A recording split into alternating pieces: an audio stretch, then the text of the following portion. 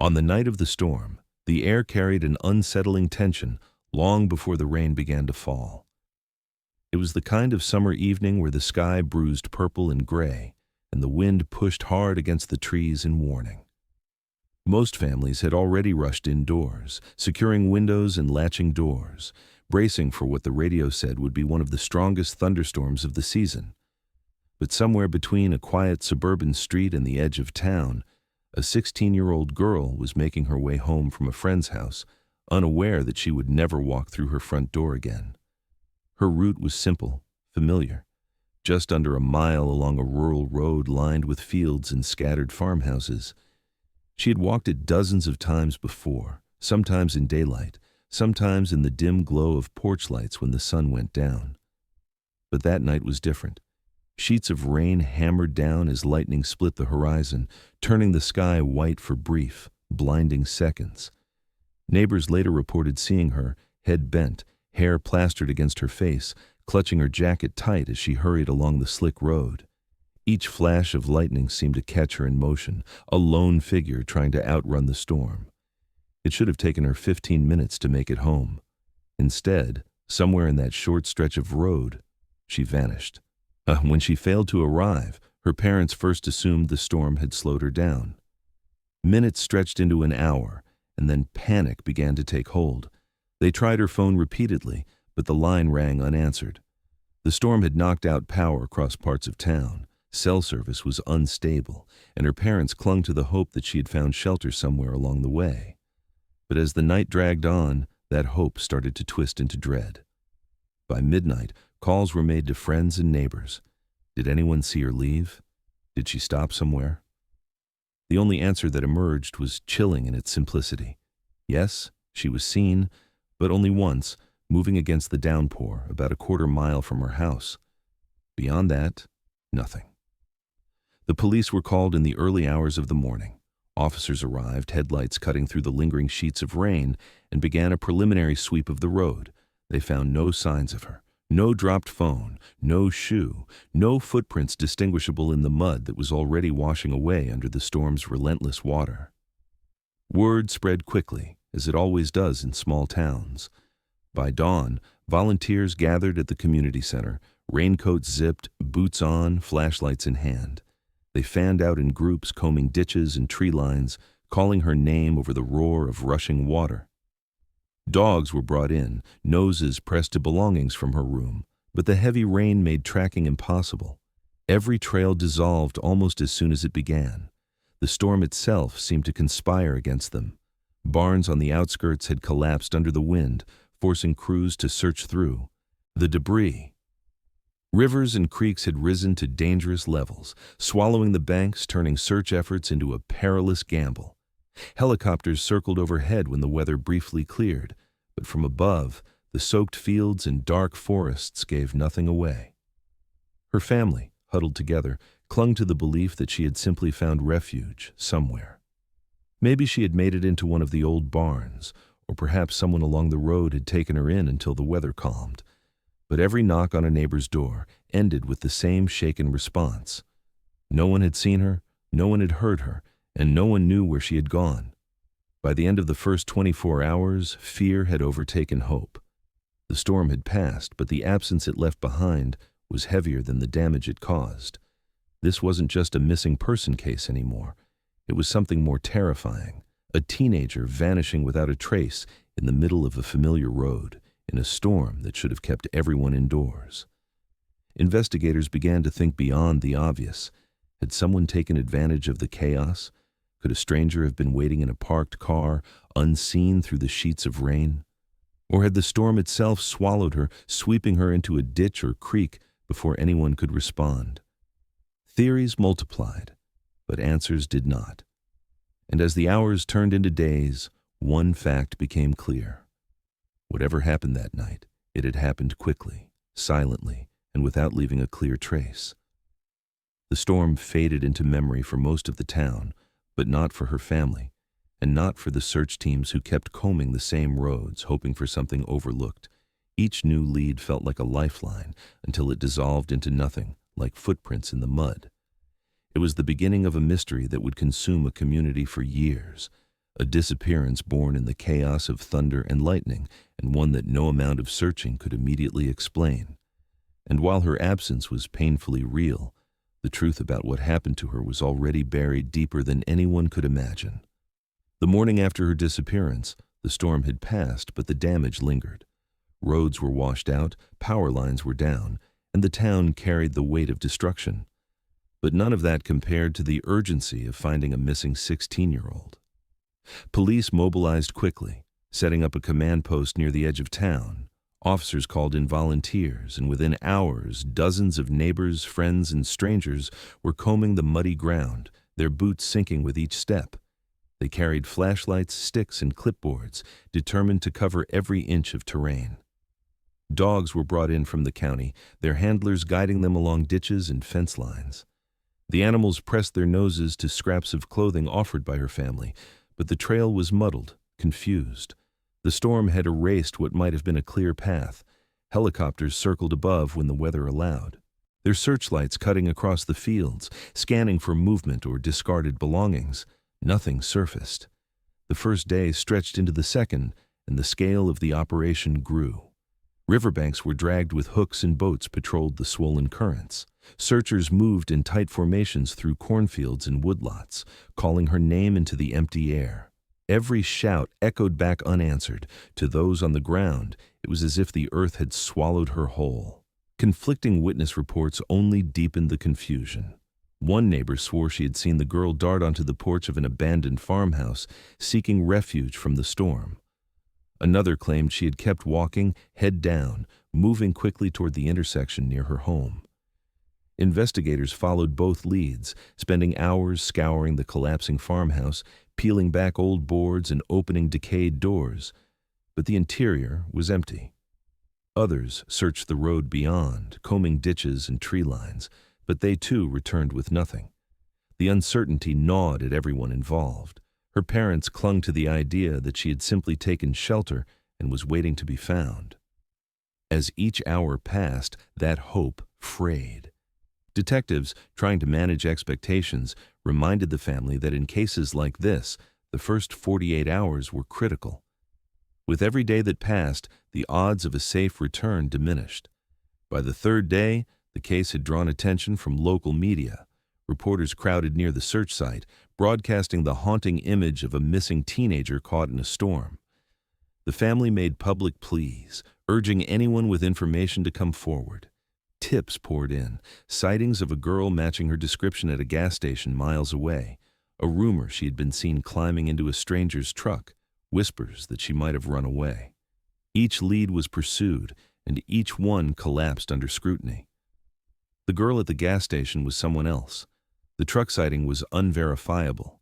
The runaway theory contradicted everything investigators knew about her life. She had no reason to leave, no hidden problems that could explain her vanishing.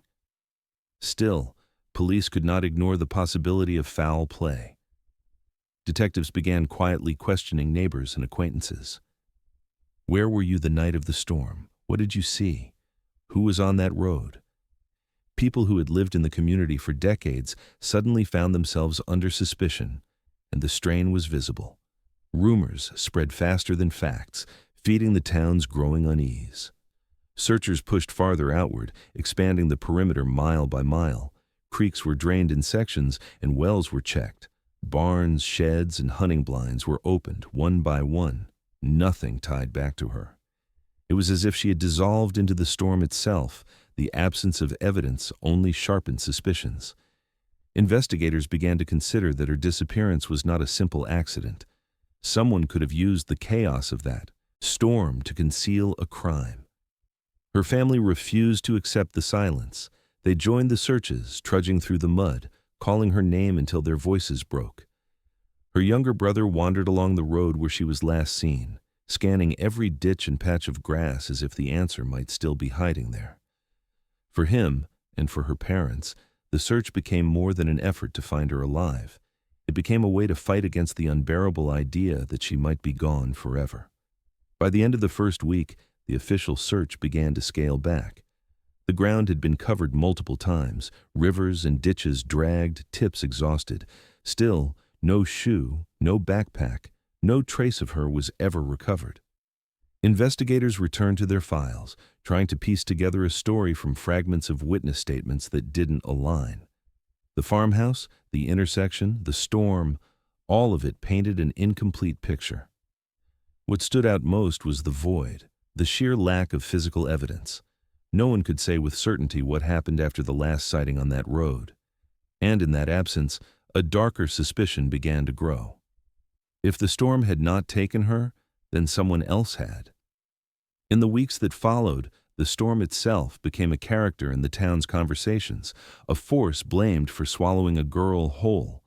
People whispered theories in grocery store aisles, in church pews, and at backyard fences. The most common belief was the simplest, that she had been swept away by the swollen creek. During the search, volunteers had noted how dangerously high the water had risen, how the current had dragged branches and even sections of fencing downstream. Maybe she had slipped, maybe she had tried to cross and the storm had taken her. It was a theory that gave some comfort, because it meant no human hand was responsible. Yet even after the creek was dragged multiple times, not a single piece of clothing, not a single trace of her was ever recovered. Detectives could not afford to cling to simple explanations. They began to study timelines, tracking every possible sighting. One report stood out: a truck seen idling on the shoulder of the rural road that night, its headlights dimmed. The witness described it as an older model pickup, dark in color, but the license plate had been obscured by rain. Investigators canvassed the county, asking residents if they recognized the description. Dozens of tips came in, but none led to a match. Trucks were common in that town, and the lead quickly diluted under the sheer number of possibilities. Then there was the claim of an unknown figure in a raincoat. A teenager walking home from a late shift at the gas station reported seeing someone standing at the edge of the field near the same stretch of road, motionless, despite the storm. The sighting unnerved detectives. Was it connected, or just a trick of the storm, a shadow mistaken for a person? They checked every nearby property, interviewed farmhands and residents, but no one admitted to being out there that night. The figure, like the truck, became another thread pulled taut, then left to dangle when no answers followed. Suspicion began to creep closer to home. Detectives interviewed neighbors who lived along the road, pressing for details about their movements during the storm. One man, who lived alone in a deteriorating farmhouse, gave answers that raised eyebrows. He claimed he hadn't heard or seen anything, but his timeline of the evening was vague. He had no alibi beyond saying he was home, riding out the storm in silence.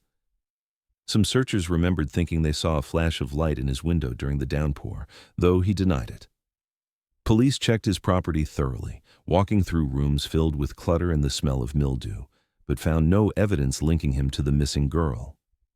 Without physical proof, suspicion could not evolve into a charge. Still, the uncertainty lingered. Theories collided with each other, each one more unsettling than the last. Some believed she had been abducted by a stranger passing through town, someone who had taken advantage of the blackout and the chaos of the storm. Others insisted the answers were closer, that someone she knew had used the weather as cover.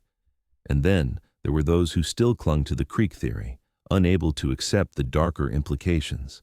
Each explanation carried weight, yet each also fell apart when tested against the facts. No body, no evidence, no clear suspect. The girl's family lived in torment, caught between hope and horror. On one hand, the lack of evidence gave them reason to believe she might still be alive, held somewhere against her will. On the other, the silence was unbearable. Every night they left the porch light on, a small beacon for a daughter who never walked back through the door. The brother replayed the storm in his mind endlessly, wondering if she had called out, if he should have heard her. Police grew increasingly frustrated. Each new tip brought a flurry of activity, patrol cars dispatched, detectives making urgent calls, only for it all to collapse into nothing. The truck remained unidentified. The raincoat figure was never confirmed. The farmhouse yielded no secrets. Every angle closed with the same dead end. By the end of the month, the search parties had dissolved. Volunteers returned to their lives, drained and defeated. The command post was dismantled, leaving behind only damp maps and boxes of flyers. What had begun as a massive community effort had dwindled into an active file sitting on a detective's desk. The absence of evidence became the most chilling evidence of all. The town, once consumed by the urgency of finding her, began to slip back into routine. But the family couldn't. For them, every quiet morning and every empty chair at the dinner table was a reminder that the case wasn't just cold, it was unfinished. And as the weeks turned into months, the haunting reality set in. The storm had taken more than power lines and barns. It had provided the perfect cover for something darker, something no one could yet name. And that silence, the unanswered questions, the unshaken suspicion, was about to stretch far longer than anyone in town imagined. The first anniversary came quietly. A roadside vigil was held at the spot where she was last seen, marked by flowers tied to a fence post and candles flickering against the wind. Her family stood in silence, surrounded by neighbors and classmates who still remembered the missing girl. Speeches were made, prayers offered, and for a brief moment the community felt bound together by loss. But as the months stretched into years, the vigils grew smaller. Fewer faces returned, and eventually only her family remained, clutching memories while the rest of the town moved on. For her parents, time did not soften anything. The house remained exactly as it was the night she disappeared. Her bedroom stayed untouched, clothes folded in drawers, a hairbrush still resting on the vanity. Every holiday was haunted by an empty chair, every milestone a reminder of what was stolen. They lived with an absence that was not just physical, but unrelenting, the kind that turned every ordinary day into another battle with grief. Her younger brother carried it differently. At first, he was just a boy, too young to understand why search parties stopped showing up, too young to know what it meant when detectives used the word inactive. But as he grew older, the silence left scars. He began to believe the answers were still out there, hidden close to home, buried under the weight of a town that had chosen to forget. His obsession grew quietly, tucked into late-night internet searches and notebooks filled with names and timelines. Police files changed hands over the years as detectives transferred, retired, or simply gave up hope of progress. Each new detective would open the folder, scan the reports, and return to the same thin collection of leads that had gone nowhere. They checked tips when they arrived, an anonymous call claiming she had been seen hitchhiking near a rest stop, a letter suggesting she was being held in another county, but none held up under investigation. Every lead collapsed into nothing, another reminder that the case was frozen in time. The farmhouse down the road stood as a silent figure in all of this. Some residents still whispered about it, claiming the missing girl had been seen running toward its porch during the storm. Others dismissed it as rumor, pointing out that police had searched it thoroughly. Over the years, the house rotted into disrepair, its windows broken, roof sagging, but the shadow it cast over the case never faded completely. The brother, now a teenager, would ride his bike past it and stare, convinced the answers lived there. Meanwhile, the family clung to routine. They held the vigil every year without fail, even as attendance dwindled. They spoke her name aloud when others avoided it. They pressed police for updates, only to be told the same words again and again. There was nothing new, nothing to share. The pain hardened into a pattern, a ritual of waiting that stretched across birthdays and graduations that would never happen. For the town, life carried on. New families moved in, children grew up, and storms came and went without mention of the one that had changed everything. The girl's face, once plastered across telephone poles and store windows, faded into memory. Some people wanted to remember, others preferred not to. It was easier to push the story into the past, to let the silence smother it. But for her family, every day was still the day she went missing. The brother's belief that the truth was close never left him. He began to ask harder questions, not just of police, but of neighbors, of old classmates, of anyone who might have seen something that night.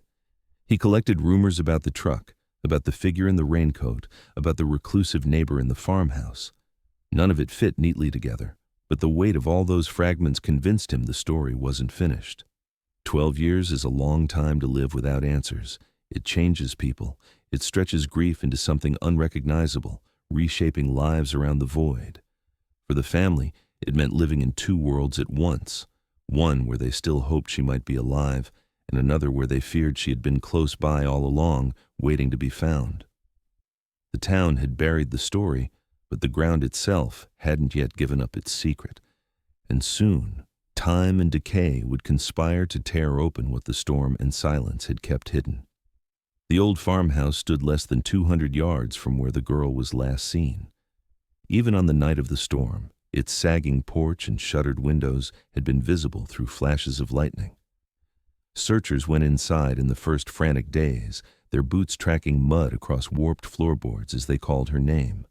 They opened closets, checked the cellar, and climbed creaking stairs, but found nothing.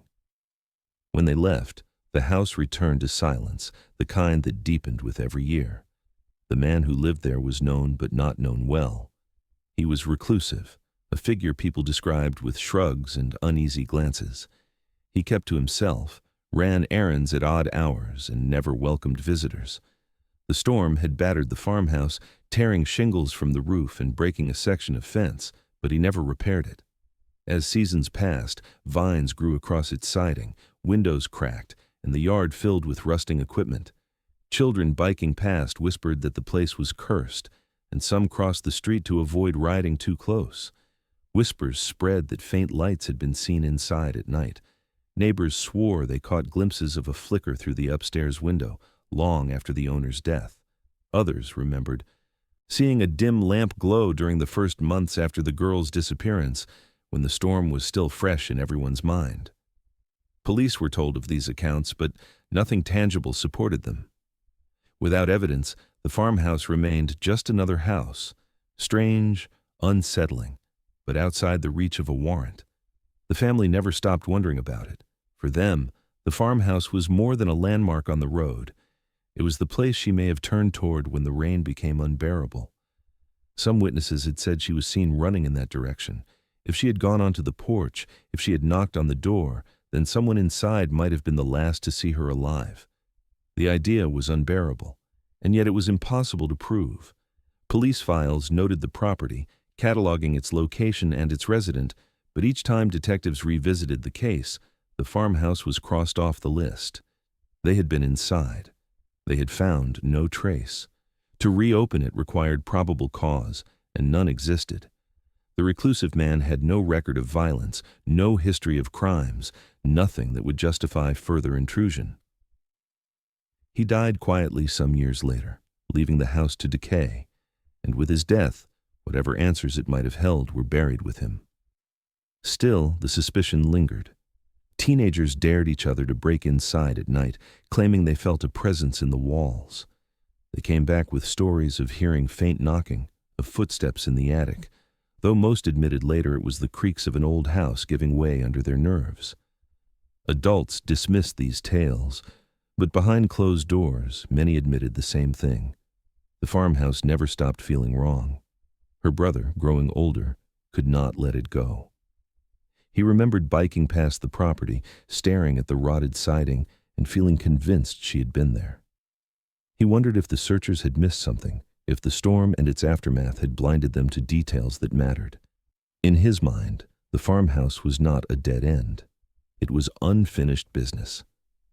The family raised the question again and again at vigils, pressing police to reconsider the property, to recheck the basement, the crawl spaces, anywhere she might have been hidden. Each request was met with the same response. There was nothing more to find. And yet, the house remained, slumping deeper into ruin with every passing season, a constant reminder of what could not be proven. Over time, people began to avoid talking about it altogether. It was easier to let it fade into the background than to keep circling around a theory that never gained ground. The case was cold, the farmhouse was abandoned, and life had to move forward. But moving forward didn't erase the questions. It only pushed them into the silence. 12 years later, silence would no longer be possible. The house, battered by storms and years of neglect, was weakening. Its foundation cracked, its roof sagged, and walls leaned inward. The structure that had loomed so stubbornly over the case was about to collapse, and when it did, it would expose something far darker than creaking floors and broken windows. 12 years is a long time for a case to sit unanswered. In the town where the girl vanished, her story became more of a memory than a headline. The missing posters, once tacked to utility poles and gas station doors, still clung in some places, but the sun had bleached them pale, and the rain had warped the paper until the face on them looked ghostly and unrecognizable. For most people, daily life went on. Children grew into adults, businesses opened and closed, and storms came and went without remark. But for her family, time had done nothing to dull the absence. Every year they held the vigil, and every year fewer strangers attended, until only a small circle of relatives and close friends remained, holding candles against the dark. The police file was passed from desk to desk as detectives rotated through the department. Each one would open it, scan the same sparse reports, and close it again. Nothing new was ever added. With no fresh leads and no evidence to pursue, the case was quietly reclassified as inactive. It wasn't declared solved, and it wasn't officially closed. It was simply set aside, one more folder in a cabinet filled with unfinished stories. For the family, it felt like abandonment. For the town, it felt like inevitability. Meanwhile, the farmhouse stood untouched. After the reclusive man who lived there passed away, no one claimed it. Paperwork stalled in county offices, leaving the house in limbo. Seasons stripped it of its strength. The roof sagged, shingles scattered into the yard, and sections of the siding peeled back under years of wind. Rain leaked into the walls, feeding mold and rot that spread from floor to ceiling. Weeds grew waist-high in the yard, and the once shuttered windows became gaping holes that let in birds and stray animals. Children who once whispered about the place no longer dared to go near it. It was no longer just creepy. It was dangerous. Storms battered the region year after year, and each one seemed to take a little more of the house with it. By the 10th anniversary of the girl's disappearance, the farmhouse was no longer a home at all, but a shell, leaning against time. Its front porch caved inward, the chimney cracked, and entire rooms sat exposed to the elements. Yet no one touched it. The property was tied up in disputes and back taxes, and so it was left to rot on its own. For the girl's brother, now an adult, the sight of the farmhouse was unbearable. He had grown up believing answers lived inside those walls, and as the house decayed, he felt the truth slipping away with it. Every time he passed by, he wondered what the searchers had missed. He wondered if the silence surrounding the place was more than neglect, if it had been a kind of cover. But like everyone else, he could only wait and watch as it wasted away. In the 12th year, another summer storm rolled through.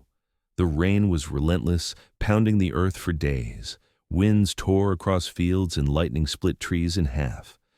When the storm passed, it left behind more than debris and flooded roads. It left the farmhouse permanently weakened. Its roof finally gave out, sagging until one side collapsed. The second floor tilted dangerously inward, spilling debris into the rooms below. One wall cracked wide, exposing the interior of the house to the open air. Neighbors who walked past afterward said it looked less like a collapse and more like the house had finally surrendered.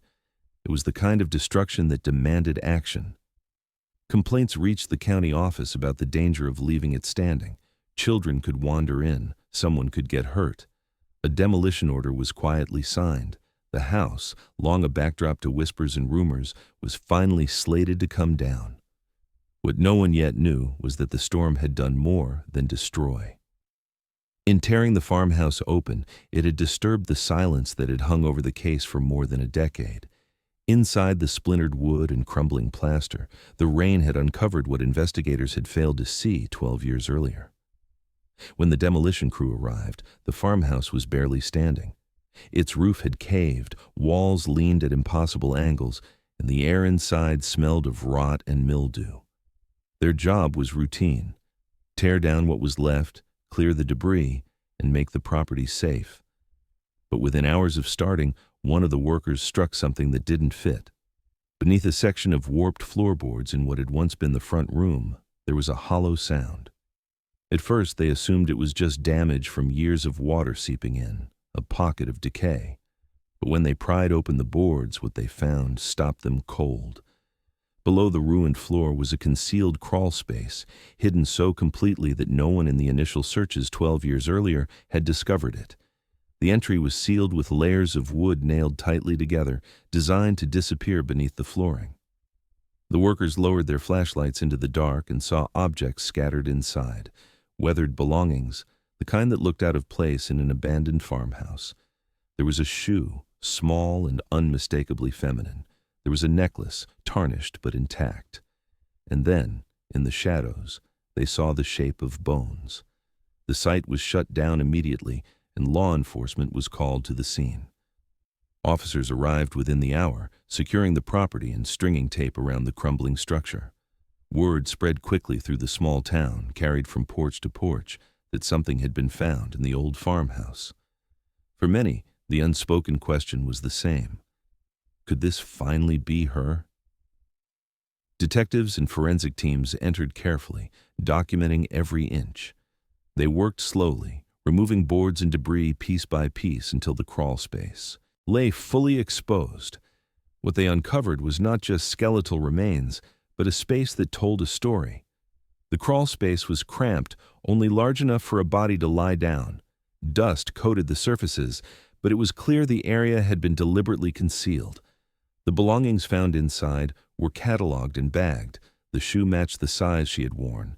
The necklace resembled one her parents remembered seeing on her in a photograph taken weeks before the storm. The remains were fragile, bones weathered by time and moisture, but intact enough to raise the first chilling confirmation that this was human. Forensic anthropologists were called in to begin the careful process of analysis. Meanwhile, detectives stood outside the house, grappling with what the discovery meant. The case that had sat in silence for 12 years was no longer inactive. It had just roared back to life. News spread beyond the town as reporters caught wind of the discovery. Broadcasts carried the story of a demolished farmhouse hiding a secret grave. The image of the girl, once faded on old posters, returned to television screens, reminding viewers that her disappearance had never been solved. For her family, the call from law enforcement was devastating. They had lived with questions for more than a decade, clinging to the possibility of answers, but hearing that remains had been found in the house near where she vanished was a shock that stripped away the thin hope they had held on to. Investigators began piecing together the timeline once again, but this time with a grim certainty. The concealed crawl space suggested deliberate action. She had not simply drowned in a creek or wandered off into the night. She had been hidden, intentionally placed out of sight.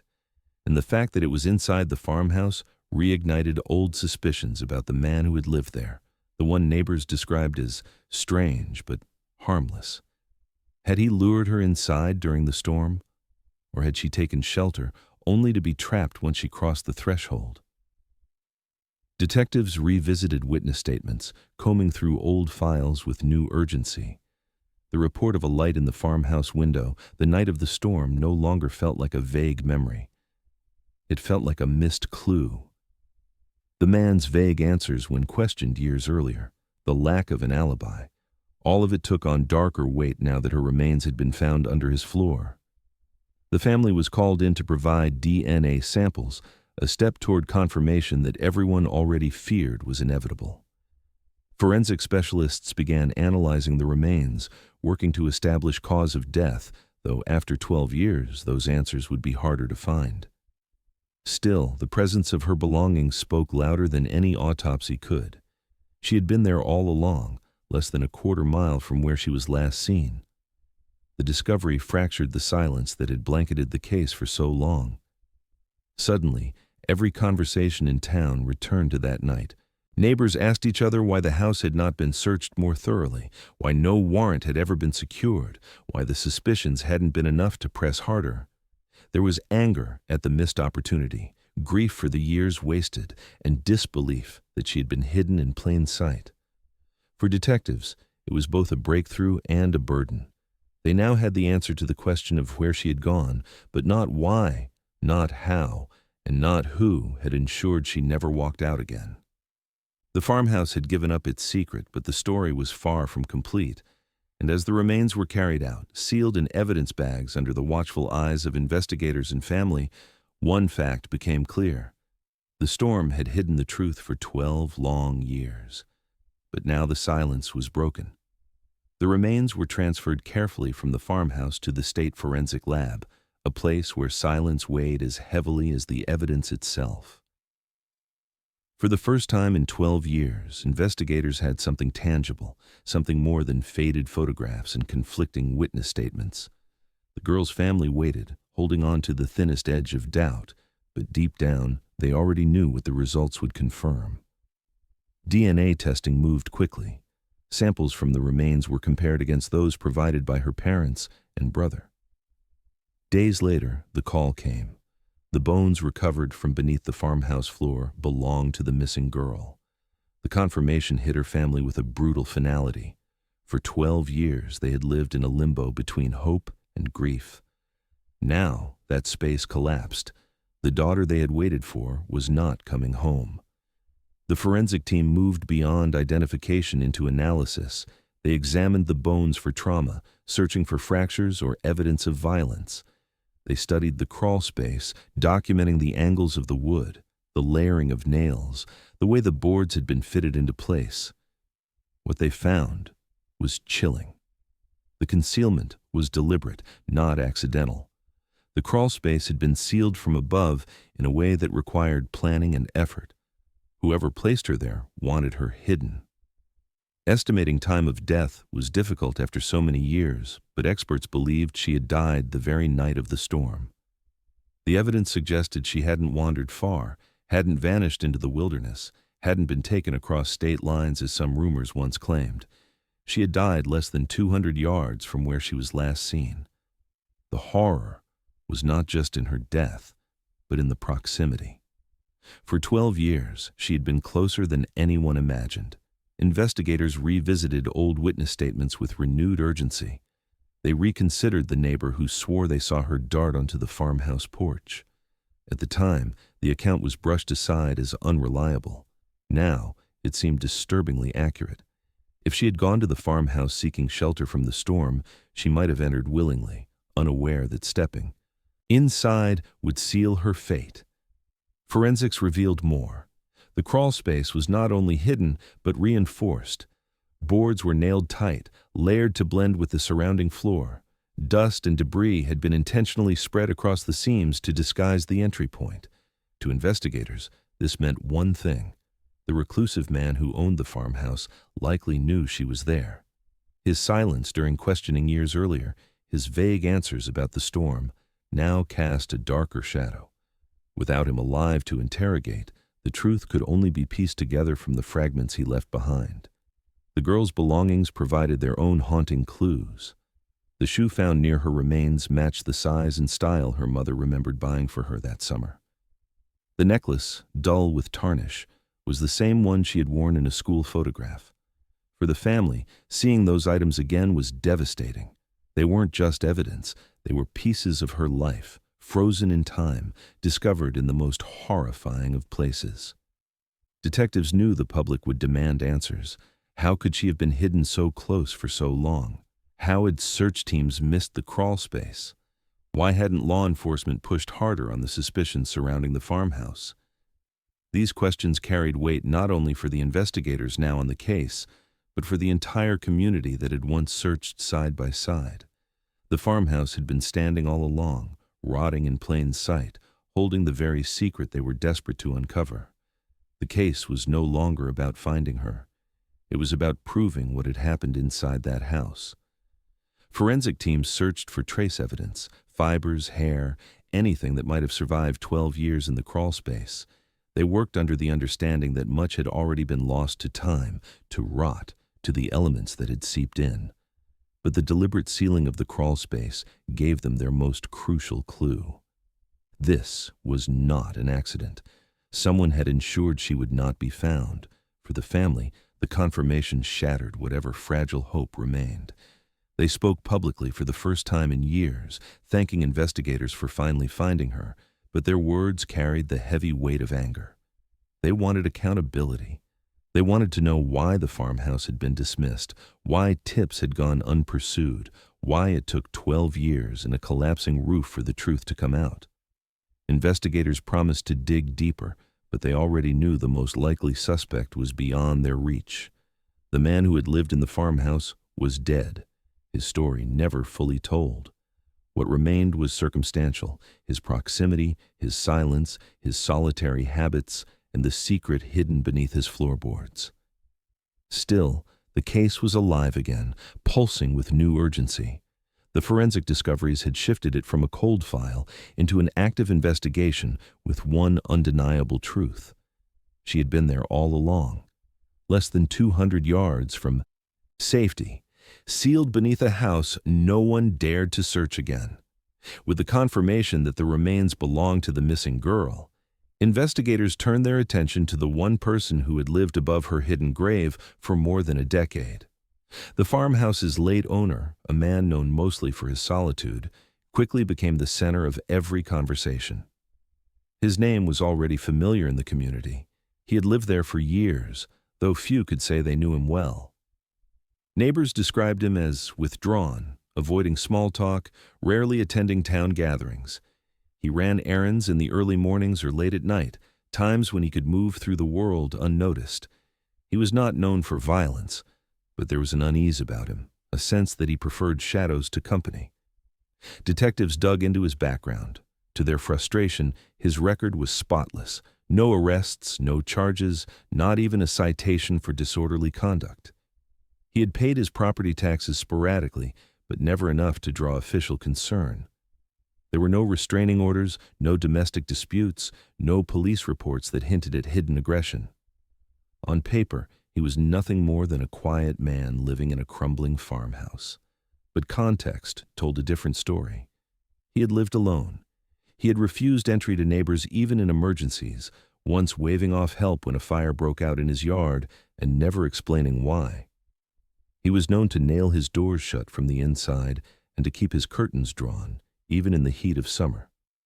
In the months after the girl disappeared, a few neighbors had shared their suspicions.